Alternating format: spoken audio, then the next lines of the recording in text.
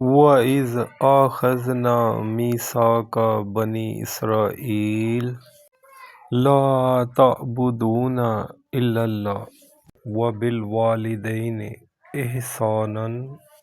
وَذِي الْقُرْبَى وَالْيَتَامَى وَالْمَسَاكِينِ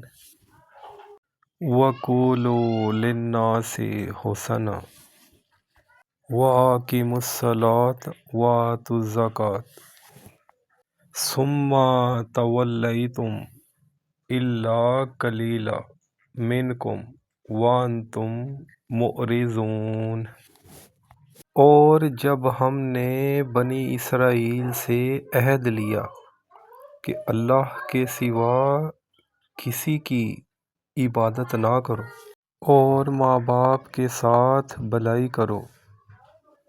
اور رشتہ داروں، یتیموں، مسکینوں سے بھی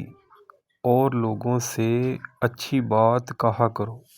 اور نماز قائم کرو، زکوٰۃ دیا کرو،